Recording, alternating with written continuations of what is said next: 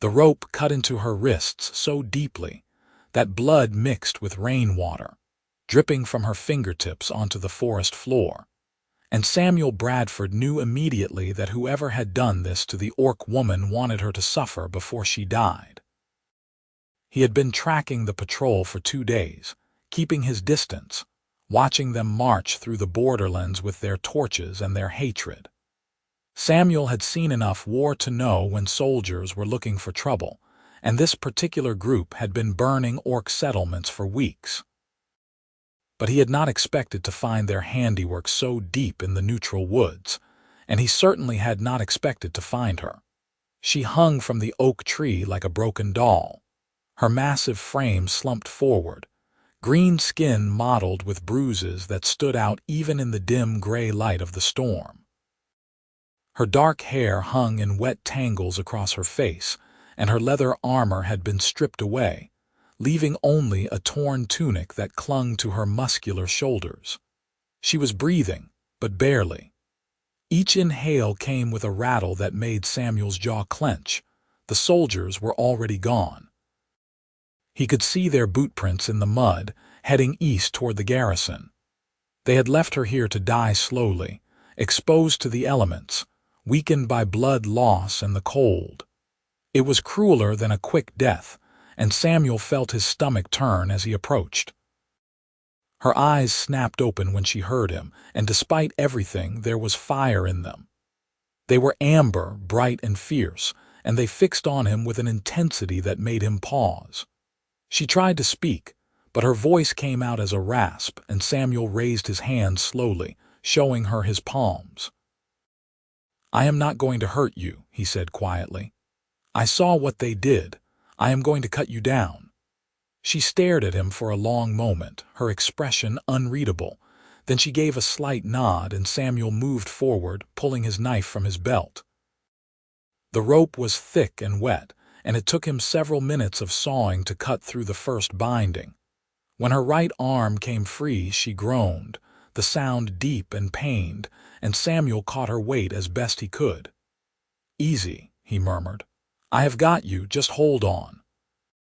The second rope came free, and she collapsed against him, her full weight bearing down on his shoulders. Samuel was not a small man, but she was tall and solid, and he struggled to lower her gently to the ground. The rain poured down on both of them, cold and relentless, and Samuel shrugged off his cloak and wrapped it around her shoulders. "Can you tell me your name?" he asked, kneeling beside her. She blinked up at him, her breathing shallow. "Grazka," she managed. "My name is Grazka." "Grazka," Samuel repeated. "I am Samuel. Can you stand?" She shook her head slightly, and Samuel saw the pain in her eyes. Her wrists were in terrible condition, the skin raw and torn where the ropes had bitten into flesh. He needed to get her somewhere warm and dry, somewhere he could clean the wounds and assess the damage. His cabin was 2 miles north, through difficult terrain, and he was not sure she would survive the journey, but leaving her here was not an option. "I am going to carry you," Samuel said firmly. "It is going to hurt, but I need to get you out of this rain. Do you understand?" Grazka nodded, her jaw set with determination despite the pain etched across her face. Samuel slid his arms beneath her, one under her knees and the other supporting her back, and lifted. She was heavy, far heavier than any human woman he had carried, but Samuel had spent years working his land, and his muscles strained but held. Grazka bit back a cry as he adjusted his grip, and then they were moving, Samuel pushing through the undergrowth with steady, deliberate steps. The rain did not let up. It hammered down on them as Samuel navigated the forest, his boots sinking into mud with every step. Grazka's head lolled against his shoulder, and he could feel her shivering beneath the cloak. He talked to her as he walked, keeping his voice low and steady, telling her about the cabin, about the fire he would build, about the stew he had simmering over the coals. He did not know if she was listening, but he hoped the sound of his voice gave her something to focus on besides the pain. By the time Samuel reached the cabin, his arms were screaming and his lungs burned. He kicked the door open and stumbled inside, carrying Grazka to the narrow bed in the corner. He laid her down as gently as he could, and she groaned, her eyes fluttering closed. "Stay with me," Samuel said, his hands moving quickly. He lit the oil lamp on the table, casting warm light across the small room, and then went to the hearth to stoke the fire. The flames leaped to life, crackling and hungry, and Samuel felt a rush of relief as heat began to fill the space. He turned back to Grazka, stripping off his own wet shirt and grabbing a stack of clean cloths from the cupboard. Her wrists needed immediate attention. Samuel filled a basin with water from the kettle and carried it to the bedside, kneeling down and carefully unwrapping the cloak from her shoulders. "This is going to sting," he warned, and then he began to clean the wounds. Grazka hissed through her teeth, her hands clenching into fists, but she did not pull away. Samuel worked as quickly and gently as he could, washing away the blood and dirt, examining the deep grooves the ropes had left. The skin was torn and inflamed, but the wounds were not infected yet. That was something, at least. He smeared a thick layer of salve over each wrist, the herbal paste his mother had taught him to make years ago. It would help with the pain and the healing. Then he wrapped both wrists in clean bandages, tying them off securely. "There," Samuel said softly. "That should help." Grazka opened her eyes, looking up at him with an expression he could not quite read. "Why?" she asked, her voice rough. "Why did you help me?" Samuel sat back on his heels, meeting her gaze. "Because it was the right thing to do." "I am an orc," she said, as if that explained everything. "I know," Samuel replied, "and I am a human. But that does not mean I have to leave someone to die in the rain." Grazka stared at him for a long moment, and then something shifted in her expression. The hard edge of suspicion softened just slightly, and she closed her eyes again. "Thank you," she whispered. Samuel nodded, though she could not see it. He pulled a thick blanket over her, tucking it around her shoulders, and then moved to the fire. The stew was still warm, and he ladled some into a wooden bowl, carrying it back to the bed. "You need to eat," he said. "Can you sit up?" Grazka opened her eyes and tried to push herself upright, but her arms trembled and gave out. Samuel set the bowl down and helped her, supporting her back with one arm and propping a pillow behind her. She leaned against it heavily, her breathing labored, and Samuel picked up the bowl again. "Small sips," he said, lifting the spoon to her lips. Grazka hesitated, then opened her mouth. The broth was rich and savory, filled with vegetables and chunks of venison, and Samuel watched as she swallowed carefully. He fed her slowly, one spoonful at a time, until half the bowl was gone, and she shook her head. "Enough," she murmured. "I cannot eat more." Samuel set the bowl aside and helped her lie back down. She was already drifting, exhaustion pulling her under, and Samuel stood, covering her with the blanket once more. He moved to the window and looked out into the darkness, his mind racing. The soldiers who had done this were still out there. They were part of the garrison at Fort Briar, a military outpost 20 miles east. Samuel had served there once, years ago, before he had left the army and come to this isolated corner of the frontier to build a new life. He knew the men who staffed that fort, knew their captain, knew the hatred they carried for anything orcish. If they found out he had saved Grazka, they would come for him too. But Samuel had made his choice. He could not undo it, and he would not try. He turned back to the bed, watching Grazka sleep. Her face was relaxed now, the lines of pain smoothed away by unconsciousness. She was beautiful, he realized, in a way that was entirely foreign to him. Her features were strong and angular, her tusks small and white, peeking out from between her lips. Her skin was the color of spring leaves, vibrant and alive even in the dim lamplight. Samuel shook his head and moved to the chair by the fire, sinking into it with a sigh. He would stand watch tonight in case the soldiers came back, in case Grazka took a turn for the worse, in case anything happened, but the hours passed quietly and nothing stirred outside except the rain. When Samuel woke, the fire had burned down to embers and pale sunlight was filtering through the window. He sat up quickly, his neck stiff from sleeping in the chair, and looked toward the bed. Grazka was still there, still breathing, but her eyes were open and she was watching him. "You stayed," she said, her voice stronger than it had been the night before. "I did," Samuel confirmed, standing and stretching. "How are you feeling?" Grazka shifted slightly, wincing. "Like I was tied to a tree and left for dead." Samuel smiled faintly. "That sounds about right." "Are you hungry?" She nodded. And Samuel moved to the hearth, stirring the coals back to life and setting a pan over the heat.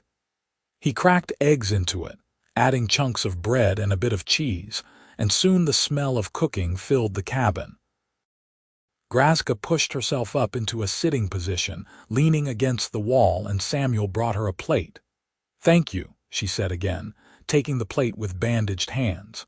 She ate slowly, carefully, and Samuel sat across from her with his own meal. "Those soldiers," Grazka said after a while. "They raided my clan's camp 3 days ago, killed my brother, took me prisoner." Samuel's jaw tightened. "I am sorry." "They said I was a spy," Grazka continued, her voice flat. "They wanted information about orc movements in the region. I told them we were just hunters, just trying to survive." "They did not believe me." "So they tortured you," Samuel said quietly. Grazka nodded. "And when I still had nothing to give them, they decided to leave me for the wolves." She looked at Samuel, her amber eyes searching. "You said you served in the army. Were you one of them?" Samuel shook his head. "I left that life 5 years ago. I wanted peace, not more killing." "But you were a soldier," Grazka pressed. "I was," Samuel admitted. "I fought in the border wars. I saw things I wish I could forget. And when my enlistment ended, I came here and built this cabin and swore I would never pick up a sword again." Grazka studied him, and then she nodded slowly. "You are different from them." "I hope so," Samuel said. They finished their meal in silence, and Samuel cleared the plates away. Grazka tried to stand, but her legs buckled, and Samuel caught her before she hit the floor. "Easy," he said. "You lost a lot of blood. It is going to take time for you to recover." "I cannot stay here," Grazka said, her voice tight with frustration. "If those soldiers come back, they will kill both of us." "They are not coming back," Samuel said firmly. "They think you are dead, and even if they did come, I would not let them touch you." Grazka looked at him, something unreadable in her expression. "You would fight your own people for me." "They are not my people," Samuel said. "Not anymore." Grazka did not argue. Samuel helped her back to the bed, and she sank onto it with a sigh. He went outside to chop wood, giving her space to rest, and when he returned an hour later, she was asleep again. The days began to blur together. Samuel tended to Grazka's wounds, changing the bandages twice a day and making sure she ate and drank enough. She was a stubborn patient, insisting on trying to help with small tasks despite her weakened state, and Samuel had to gently but firmly remind her to rest. "I am not used to being helpless," Grazka said one afternoon, her tone frustrated. She was sitting by the fire, wrapped in a blanket, watching Samuel prepare vegetables for dinner. "You are not helpless," Samuel said. "You are healing." "It is the same thing," Grazka muttered. Samuel looked up at her, a small smile on his face. "You are alive. That is what matters." Grazka's expression softened. "You keep saying things like that, like my life has value." "It does," Samuel said simply. She was quiet for a moment. "Most humans would not agree." "Most humans are wrong," Samuel replied, and Grazka let out a surprised laugh. It was the first time Samuel had heard her laugh, and the sound was warm and genuine, filling the small cabin with something that felt almost like hope. As the weeks passed, Grazka grew stronger. The wounds on her wrists healed into pale scars, and the color returned to her cheeks. She started helping Samuel with chores, insisting that she needed to earn her keep, and Samuel found himself enjoying her company more than he had expected. She was sharp and witty, with a dry sense of humor that caught him off guard. She told him stories about her clan, about the forests they hunted in, and the songs they sang around the fire. She spoke of her brother, Targak, who had been killed in the raid, and Samuel could see the grief in her eyes when she said his name. He was a good hunter, Grazka said one evening as they sat by the fire. Better than me. He could track a deer through a snowstorm. Sounds like he was a good brother, Samuel said. He was, Grazka agreed. He always looked out for me, even when the clan elders said I was too reckless, too quick to anger. Targak believed in me. Samuel reached out and placed a hand on her shoulder, a gesture of comfort. Grazka looked at him, her amber eyes reflecting the firelight, and Samuel felt something shift in his chest. "I am sorry you lost him," Samuel said quietly. "Thank you," Grazka replied, and her hand came up to cover his. The touch was brief, but it lingered in Samuel's mind long after she had pulled away. Winter came early that year, bringing snow and bitter cold. Samuel made sure the cabin was well stocked with firewood and food, and Grazka helped him reinforce the walls and patch the roof. They worked side by side, their breath misting in the cold air, and Samuel found himself watching her more and more often. She moved with a grace that belied her size, her muscles coiled and powerful beneath her green skin. When she smiled, her tusks flashed white, and Samuel thought it was one of the most beautiful things he had ever seen. He tried not to think about what that meant. One night, as a blizzard howled outside, Grazka asked him why he had never married. "I never found the right person," Samuel said, poking at the fire with a stick. "And after the war, I did not think I deserved that kind of happiness." "That is foolish," Grazka said bluntly. "You are a good man, Samuel. Any woman would be lucky to have you." Samuel looked at her, his heart pounding. "And what about you? Was there someone in your clan?" Grazka shook her head. "I was too stubborn for most of the males. They wanted a mate who would stay in camp and tend the fires. I wanted to hunt and fight." "I think that is admirable," Samuel said. Grazka smiled, and Samuel felt warmth spread through his chest. "You are strange, Samuel Bradford, but I am glad I met you." "I am glad I found you," Samuel replied, and the words hung in the air between them, heavy with meaning. The blizzard raged for 3 days, trapping them inside the cabin. They passed the time playing cards, telling stories, and cooking elaborate meals from their dwindling supplies. Samuel taught Grazka how to play chess, and she picked it up quickly, beating him soundly by the end of the second day. "You are a terrible teacher," she teased, grinning at him across the board. "Or you are just a quick learner," Samuel countered, and Grazka laughed.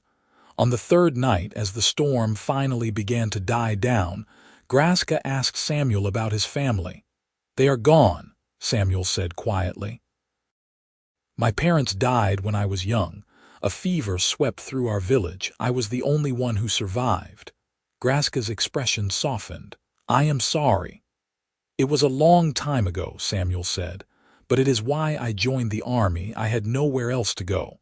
"And now?" Grazka asked. Samuel looked at her, his chest tight. "Now I have this cabin, and I have you." Grazka's breath caught, and for a moment neither of them spoke. Then she reached out and took his hand, her fingers warm and strong against his. "Samuel," she said softly, "I need to tell you something." He nodded, his heart racing. "I have never felt this way about anyone before," Grazka said, her voice trembling slightly.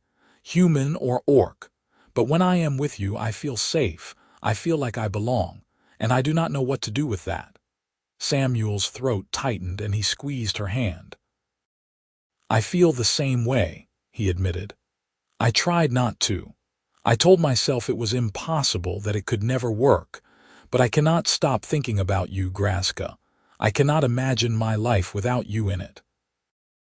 Grazka's eyes shimmered with unshed tears, and she leaned forward, her forehead resting against his. What are we going to do? She whispered. We are going to figure it out, Samuel said firmly. Together. Grazka pulled back slightly, her gaze searching his face. Then she closed the distance between them and kissed him. It was gentle at first, tentative, as if they were both afraid of breaking the fragile moment. But then Grazka's hand came up to cup his cheek, and Samuel's arms wrapped around her waist, pulling her closer. The kiss deepened, filled with all the longing and fear and hope they had been holding back for weeks. When they finally broke apart, both of them were breathing hard, and Grazka's cheeks were flushed. I have wanted to do that for a long time, she admitted, her voice barely above a whisper. So have I, Samuel said, and he kissed her again. They spent the night tangled together by the fire, talking and kissing and simply being close. Samuel traced the scars on Grazka's wrists with his fingers, and she ran her hands through his hair, her touch tender and reverent. I never thought I would find someone like you, Grazka said as the fire burned low. Someone who sees me as more than just an orc. You are so much more than that, Samuel said. You are strong and brave and kind. You are everything I did not know I was looking for. Grazka smiled, her eyes bright. You are everything I did not know I needed. They fell asleep in each other's arms, the storm forgotten, the world outside irrelevant, but the peace did not last. 3 weeks later, Samuel was chopping wood behind the cabin when he heard the sound of horses approaching. He froze, his heart sinking, and then dropped the axe and ran inside. Grazka, he said urgently, we have company. Grazka stood from the table, her expression going hard. The soldiers. I do not know, Samuel said, but we need to be ready. He grabbed his bow from the corner and slung his quiver over his shoulder, while Grazka picked up the hunting knife Samuel had given her. They moved to the window and peered out, and Samuel's stomach dropped.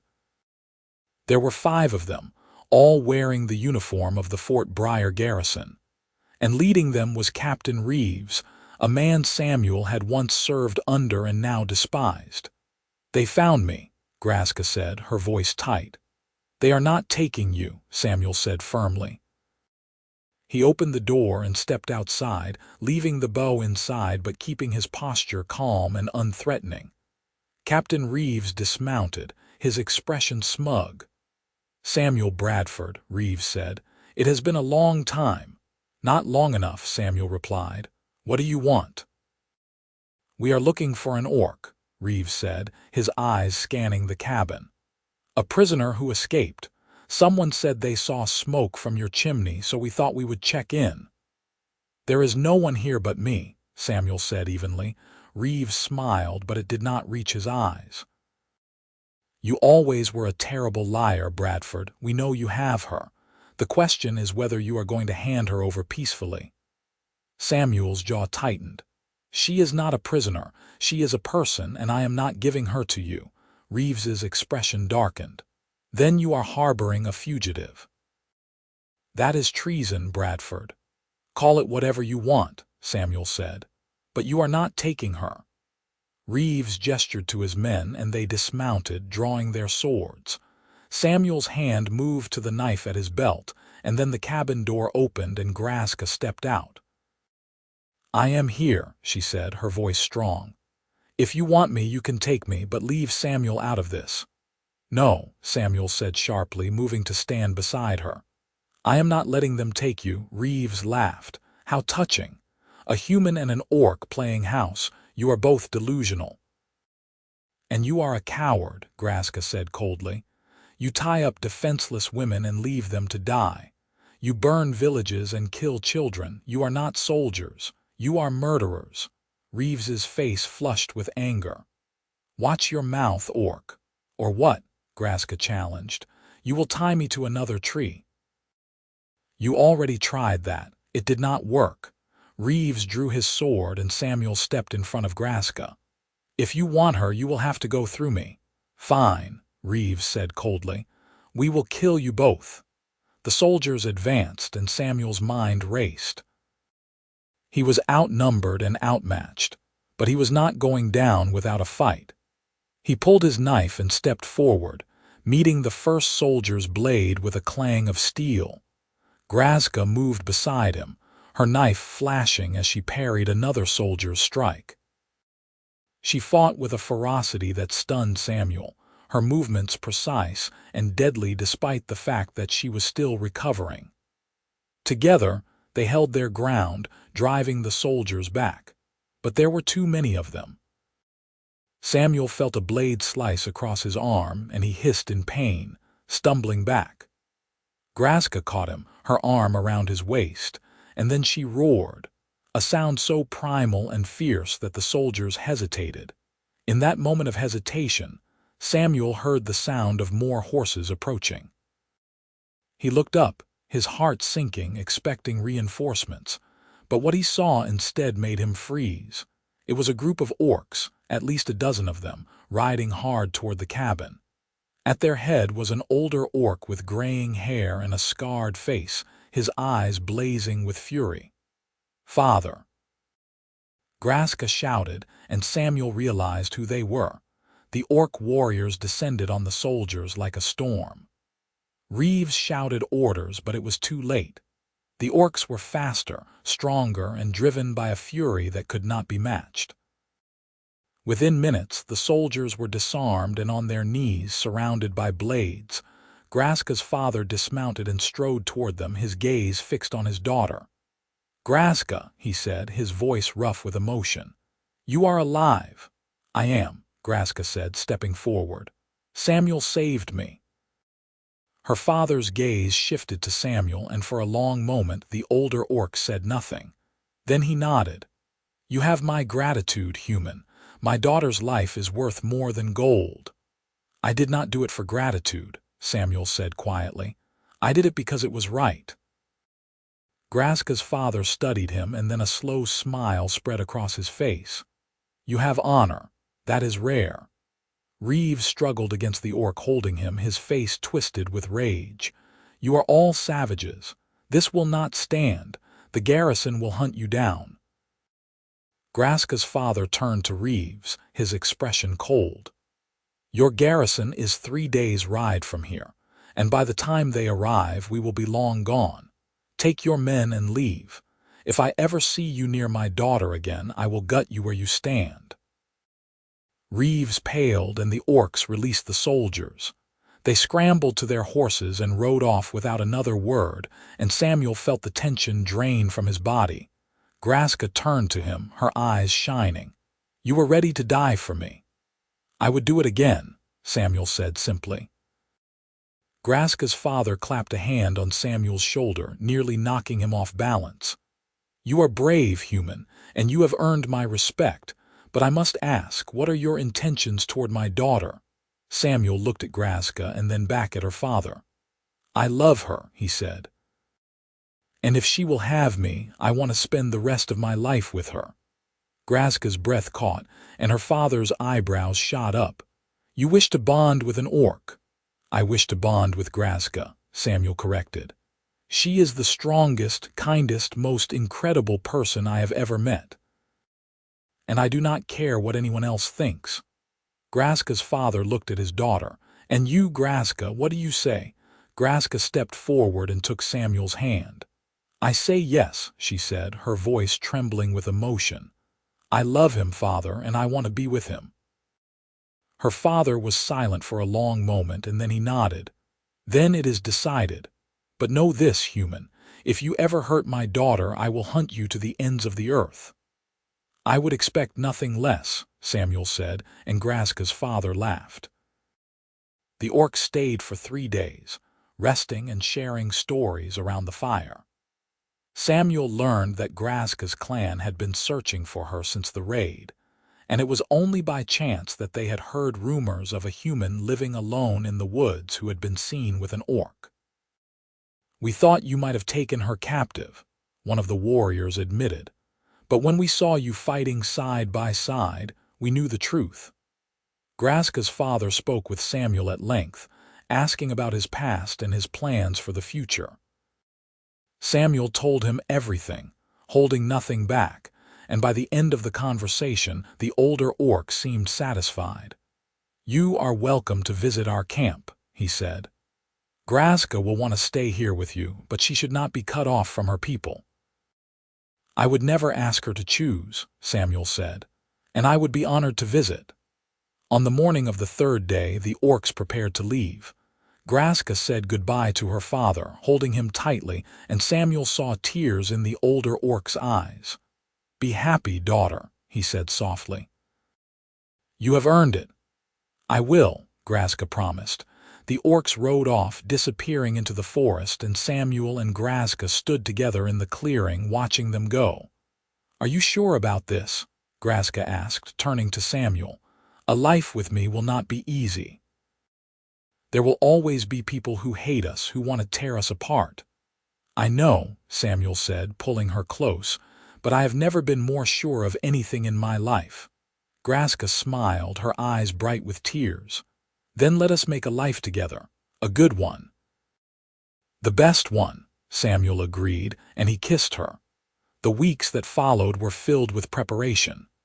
Samuel and Grazka worked together to expand the cabin, adding a second room and reinforcing the walls.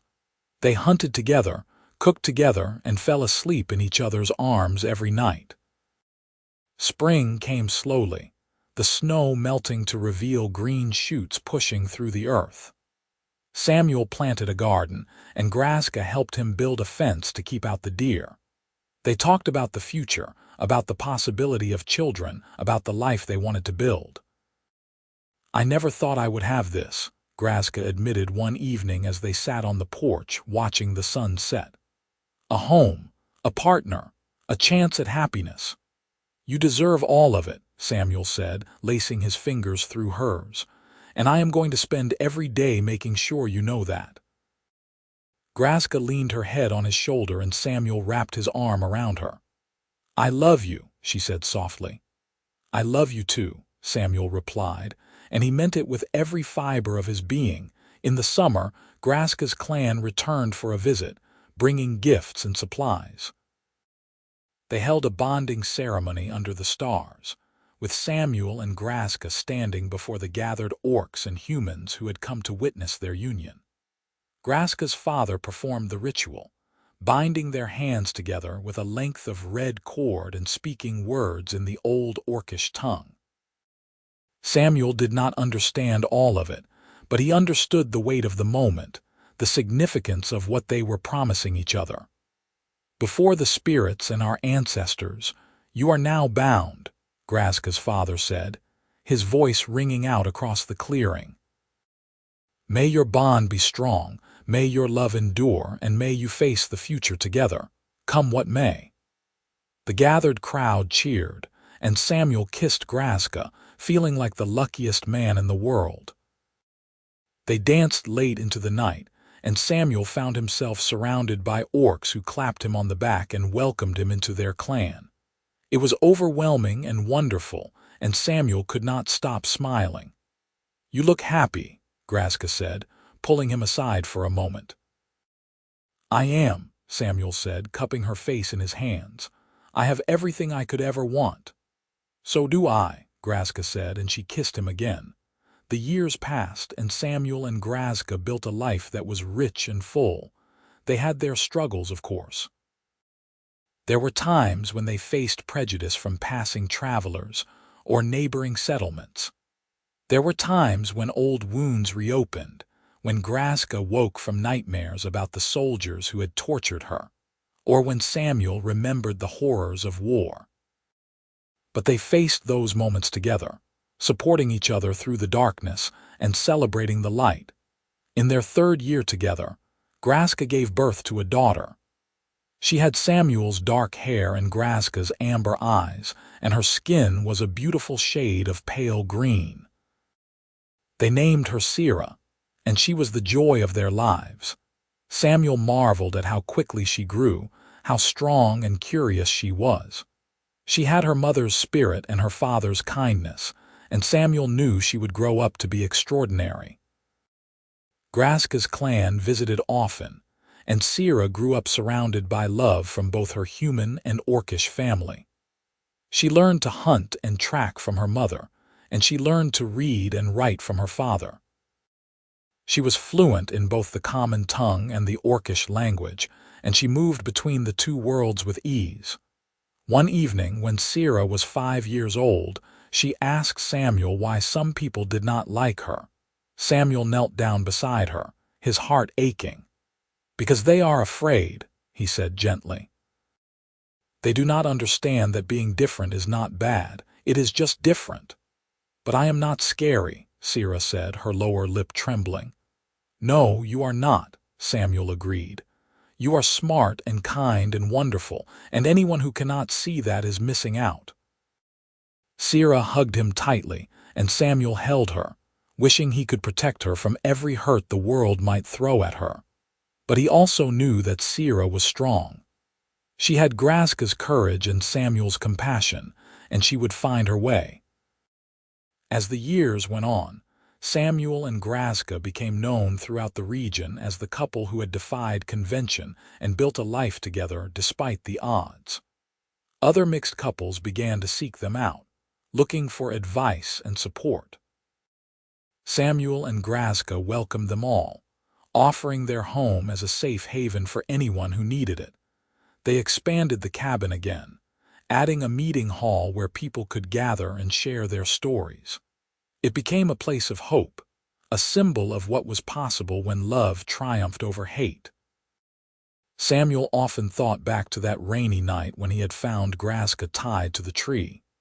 He thought about how easily he could have walked away, how different his life would have been if he had chosen fear instead of compassion. But he had not walked away. He had cut her down, carried her home, and given her a chance to heal. And in doing so, he had found his own healing one evening as Samuel and Grazka sat on the porch watching Sira play in the yard. Grazka turned to him and smiled. "You ever regret it?" she asked. "Choosing me?" Samuel looked at her, his heart full. Not for a single moment. Grazka leaned against him and Samuel wrapped his arm around her shoulders. "I am glad you found me," she said softly. "So am I," Samuel replied. "So am I." They sat in comfortable silence, watching the sun dip below the horizon, painting the sky in shades of orange and pink. Sira's laughter rang out across the yard, and Samuel felt a deep sense of peace settle over him. This was his life now. This was his family. And it was everything he had ever wanted. The seasons continued their endless cycle, and Samuel and Grazka grew older together. Their hair turned gray, their bodies slowed, but their love remained as strong as ever. They watched Sira grow into a confident young woman, watched her fall in love with a kind human man from a nearby settlement, watched her build her own life. And through it all, Samuel and Grazka stood side by side, their bond unbreakable. On Samuel's 70th birthday, Grazka surprised him with a gift. It was a small wooden carving of two figures standing together, one human and one orc, their hands joined. "I made it myself," Grazka said, a hint of shyness in her voice. "I wanted you to have something to remember this life we have built." Samuel turned the carving over in his hands, his throat tight with emotion. "It is perfect," he said, "just like you." Grazka laughed, the sound warm and familiar. "I am far from perfect, Samuel, but I am yours." "And I am yours," Samuel replied, pulling her into his arms. "Always." They held each other for a long moment, and Samuel closed his eyes, feeling the steady beat of Grazka's heart against his chest. This, he thought, was what it meant to be truly alive, to love and be loved in return. to face the world together, no matter what challenges it brought. He had found Grazka tied to a tree in the rain, broken and alone. And in saving her, he had saved himself. It was a story they told their grandchildren, years later, as they sat around the fire in the cabin that had been their home for so long. The children listened with wide eyes, marveling at the tale of courage and love, and they lived happily ever after. One of the grandchildren asked. Samuel looked at Grazka and she looked back at him, her eyes sparkling with the same fire they had held all those years ago. "Yes," Samuel said, taking her hand. "We did, and it was true." Despite everything they had faced, despite the prejudice and the pain and the fear, Samuel and Grazka had built a life filled with love and joy. They had proven that it was possible to bridge the divide between two worlds, to find common ground in the most unexpected places. Their story became a legend in the borderlands, passed down from generation to generation. People spoke of the human man and the orc woman who had defied the odds, who had built a home and a family and a legacy that would endure long after they were gone. And in the quiet moments, when Samuel and Grazka were alone together, they remembered the beginning. The rain, the soldiers, the moment when Samuel had made the choice to cut her down. "I would do it all again," Samuel said one night as they lay in bed together, their bodies warm beneath the blankets. "So would I," Grazka replied, her voice soft. "Every single moment." They fell asleep in each other's arms, content and at peace, knowing that they had lived a life worth living. A life filled with love, laughter, and the kind of happiness that comes from choosing each other every single day. And when the end finally came, many years later they went together, their hands still joined, their hearts still beating as one. The people of the borderlands mourned their passing, but they also celebrated the lives they had lived and the example they had set. Sira stood at their grave. Her own children and grandchildren gathered around her, and she spoke of her parents with pride and love. "They taught me that love is stronger than hate," she said, her voice steady despite the tears streaming down her face. "They taught me that family is not defined by blood, but by the bonds we choose to forge. And they taught me that no matter how dark the world may seem, there is always hope." The gathered crowd murmured their agreement, and Sira placed 2 flowers on the grave, one for each of her parents. Then she stepped back, and the crowd began to sing, an old orcish song of farewell that Grazka had taught them years ago. The melody rose into the air, carried on the wind, and Sira closed her eyes, imagining her parents listening from wherever they were now. She hoped they knew how much they had meant to her, how much they had changed the world with their courage and their love. And she vowed to carry on their legacy, to continue building bridges between humans and orcs, to ensure that their story would never be forgotten. Because Samuel and Grazka had proven that love could conquer all. And that was a lesson worth remembering. As the years went on, the cabin where Samuel and Grazka had lived became a place of pilgrimage. People came from all over to see it, to stand in the place where 2 people had defied the odds and built a life together. The meeting hall they had built was turned into a school, where human and orc children learned side by side, and the garden Grazka had tended became a symbol of growth and renewal.